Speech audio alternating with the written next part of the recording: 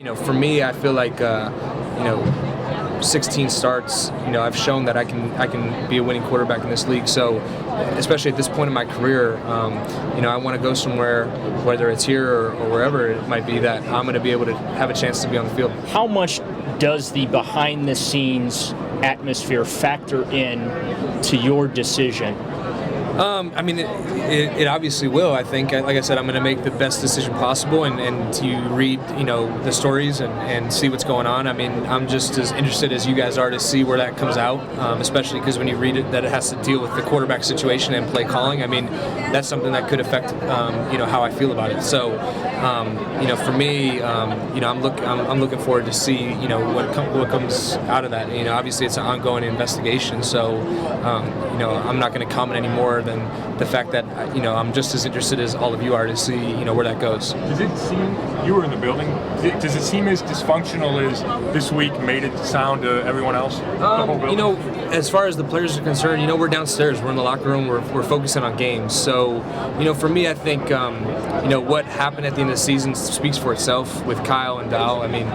You don't just leave a job to leave, so to say that I was unaware of it, I think I'd be lying to you, but I know, to the extent I had no idea. So, like I said, I'm just as interested, as all of you to see what happens. So did you know that Kyle kind of confided in you that I'm out of here? No, he didn't confide in me. I sometimes you can read people and you can get a feeling for, how things are going, or it's a long season. You spend a lot of hours together. So, I think, the actions speak for themselves.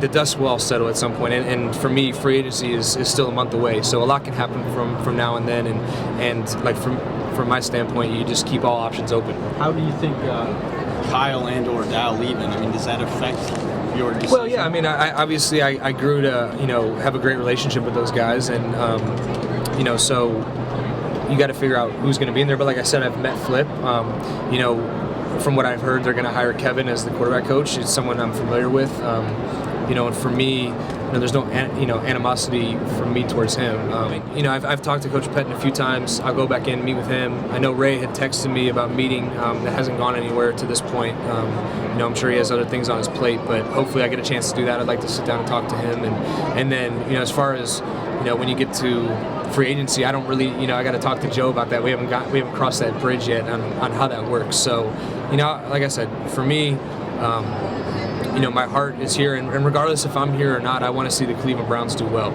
I think, seeing these people here today, they're so desperate to have, a good team and some continuity, and they deserve it. So, whether I'm here or not, I'll always, and now that I've had a chance to play for this organization, it'll always be a special place in my heart, and you just want to see them do well. So, for me, I'm just going to, after I leave here, go back home and get back into, relaxing with my family and enjoying that, because I know, a few months from now, you get back right to it and right back to the grind. Will you hit the open market, though? I don't know.